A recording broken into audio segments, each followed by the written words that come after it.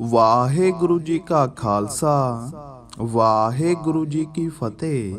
ਅਸੀਂ ਕਾਦਰ ਤੇ ਬਣਾਏ ਹੋਏ ਇਸ ਸੰਸਾਰ ਵਿੱਚ ਇਹ ਨਹੀਂ ਕਹਿ ਸਕਦੇ ਜੋ ਸਾਨੂੰ ਦਿਖਾਈ ਦੇ ਰਿਹਾ ਹੈ ਉਹ ਸੱਚ ਹੈ ਤੇ ਜੋ ਨਹੀਂ ਦਿਖਾਈ ਦੇ ਰਿਹਾ ਉਹ ਝੂਠ। ਕਿ ਜਿਵੇਂ ਆਪਾਂ ਆਮ ਹੀ ਕਹਿ ਦਿੰਦੇ ਹਾਂ ਕਿ ਪ੍ਰੇਤ ਨਾਮ ਦੀ ਕੋਈ ਚੀਜ਼ ਨਹੀਂ ਹੁੰਦੀ ਜਿਨ੍ਹਾਂ ਦੇ ਨਾਲ ਇਹ ਕੁਝ ਵਾਪਰਦਾ ਹੈ, ਤੇ ਉਹ ਮੰਨਦੇ ਨੇ ਕਿ ਪਰਮਾਤਮਾ ਦਾ ਇਹ ਸੰਸਾਰ ਬਹੁਤ ਵਿਸ਼ਾਲ ਹੈ ਤੇ ਅਜਿਹੀਆਂ ਚੀਜ਼ਾਂ ਵੀ ਨੇ ਇਸ ਸੰਸਾਰ ਦੇ ਉੱਪਰ।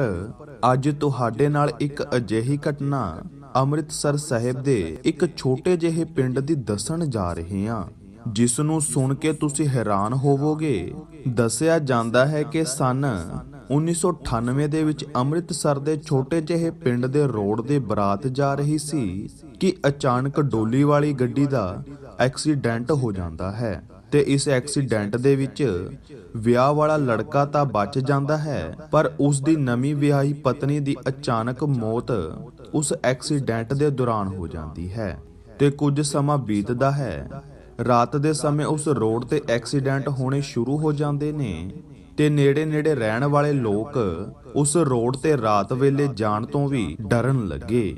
ਤੇ ਇੱਕ ਦਿਨ ਅਚਾਨਕ ਇੱਕ ਨੌਜਵਾਨ ਦਾ ਐਕਸੀਡੈਂਟ ਹੁੰਦਾ ਹੈ ਤੇ ਉਸ ਦੇ ਬਹੁਤ ਹੀ ਗੰਭੀਰ ਸੱਟਾਂ ਲੱਗਦੀਆਂ ਨੇ ਤੇ ਸਵੇਰੇ ਕੁਝ ਲੋਕਾਂ ਦੇ ਵੱਲੋਂ ਉਸ ਨੂੰ ਬੇਹੋਸ਼ੀ ਦੀ ਹਾਲਤ ਦੇ ਵਿੱਚ ਚੁੱਕਿਆ ਜਾਂਦਾ ਹੈ ਤੇ ਹਸਪਤਾਲ ਦੇ ਵਿੱਚ ਪਹੁੰਚਾਇਆ ਜਾਂਦਾ ਹੈ।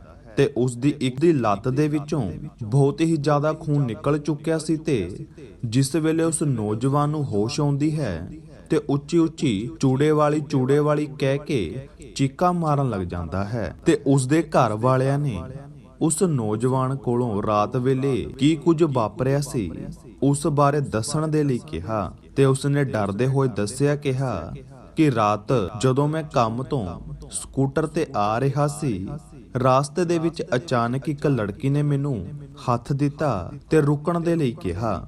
ਉਸਨੇ ਜਿਵੇਂ ਵਿਆਹ ਦੇ ਵਿੱਚ ਲੜਕੀਆਂ ਕੱਪੜੇ ਪਹਿਨਦੀਆਂ ਨੇ ਉਹ ਪਾਏ ਹੋਏ ਸਨ ਤੇ ਮੇਰੇ ਮਨ ਦੇ ਵਿੱਚ ਆਇਆ ਕਿ ਪਤਾ ਨਹੀਂ ਵਿਚਾਰੀ ਨੂੰ ਐਨੀ ਰਾਤ ਨੂੰ ਕੀ ਕੰਮ ਹੋਵੇਗਾ ਤੇ ਜਾਂ ਇਹ ਇਸ ਵੇਲੇ ਕਿਉਂ ਇੱਥੇ ਖੜੀ ਹੋਵੇਗੀ, ਕੀ ਕਾਰਨ ਹੋਵੇਗਾ। ਤੇ ਮੈਂ ਉਸ ਨੂੰ ਜ਼ਰੂਰਤਮੰਦ ਜਾਣਦਿਆਂ ਉਸ ਨੂੰ ਆਪਣੇ ਬਾਈਕ ਦੇ ਉੱਤੇ ਬਿਠਾ ਲਿਆ ਤੇ ਮੈਂ ਉਸ ਕੋਲੋਂ ਪੁੱਛਣ ਲੱਗਾ ਕਿ ਤੁਸੀਂ ਕਿੱਥੇ ਉਤਰਨਾ ਹੈ, ਪਰ ਉਸਨੇ ਮੈਨੂੰ ਕੋਈ ਵੀ ਜਵਾਬ ਨਹੀਂ ਦਿੱਤਾ। ਜਦੋਂ ਮੈਂ ਦੂਸਰੀ ਵਾਰੀ ਪੁੱਛਿਆ ਉਸਨੇ ਕਿਹਾ ਕਿ ਤੈਨੂੰ ਮੈਂ ਆਪਣੇ ਨਾਲ ਲੈ ਕੇ ਜਾਣਾ ਹੈ ਤੇ ਮੈਂ ਪਿੱਛੇ ਵੱਲ ਵੇਖਿਆ ਤਾਂ ਉਹ ਮੇਰੀ ਅੱਖਾਂ ਸਾਹਮਣੇ ਹੀ ਗਾਇਬ ਹੋ ਗਈ ਤੇ ਅਚਾਨਕ ਮੇਰੇ ਮੋਟਰਸਾਈਕਲ ਦੇ ਅੱਗੇ ਆ ਗਈ ਤੇ ਮੈਂ ਉਹਦੇ ਵਿੱਚ ਐਵੇਂ ਵੱਜਿਆ ਕਿ ਜਿਵੇਂ ਕੋਈ ਵੱਡਾ ਪੱਥਰ ਹੋਵੇ ਤੇ ਮੈਂ ਥੱਲੇ ਡਿੱਗ ਪਿਆ। ਉਸ ਤੋਂ ਬਾਅਦ ਮੈਂ ਬੇਹੋਸ਼ ਹੋ ਗਿਆ। ਉਸ ਵੇਲੇ ਮੈਨੂੰ ਕੋਈ ਵੀ ਸੂਰਤ ਨਹੀਂ ਰਹੀ।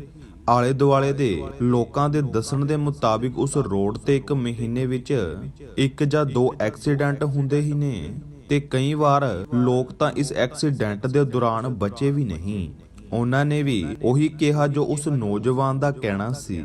ਤੇ ਇੱਕ ਵਾਰ ਐਵੇਂ ਹੀ ਇੱਕ ਨਿਹੰਗ ਸਿੰਘ ਨਾਲ ਹੋਇਆ। ਉਹ ਨਿਹੰਗ ਸਿੰਘ ਪਹਾੜੀ ਇਲਾਕੇ ਦੇ ਵਿੱਚੋਂ ਪਹਾੜੀ ਗਾਵਾਂ ਨੂੰ ਲੈਣ ਗਿਆ ਹੋਇਆ ਸੀ।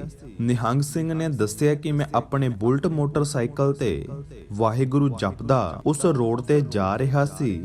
ਉਹਨਾਂ ਨੇ ਦੱਸਿਆ ਕਿ ਮੈਨੂੰ ਚੂੜੇ ਵਾਲੇ ਵਿਆਹ ਵਾਲੇ ਲਹਿੰਗੇ ਪਾਈ ਇੱਕ ਲੜਕੀ ਦਿਖਾਈ ਦਿੱਤੀ ਤੇ ਉਸਨੇ ਮੈਨੂੰ ਹੱਥ ਦਿੱਤਾ। ਮੈਂ ਕਿਹਾ ਕਿ ਉਹ ਬੱਚੀ ਕਿੱਥੇ ਜਾਣਾ ਹੈ, ਐਨੀ ਰਾਤ ਨੂੰ ਇੱਥੇ ਕਿਉਂ ਖੜੀ ਐ।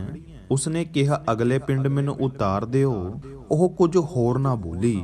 ਜਦੋਂ ਮੈਂ ਉਸ ਨੂੰ ਬਿਠਾਇਆ ਤਾਂ ਉਹ ਥੋੜੇ ਦੂਰ ਅੱਗੇ ਜਾ ਕੇ ਮੇਰੇ ਬੁਲਟ ਦੇ ਅੱਗੇ ਆ ਗਈ ਤੇ ਮੇਰੇ ਵਿੱਚ ਵੱਜਦੇ ਸਾਰ ਹੀ ਉਹ ਗਾਇਬ ਹੋ ਗਈ ਤੇ ਮੈਂ ਉੱਥੇ ਉਸੇ ਤਰ੍ਹਾਂ ਹੀ ਚੱਲਦਾ ਰਿਹਾ।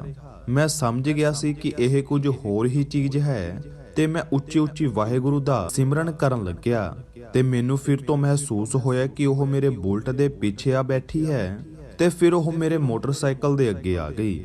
ਇਸ ਤਰ੍ਹਾਂ ਉਸਨੇ 3-4 ਵਾਰ ਕੀਤਾ।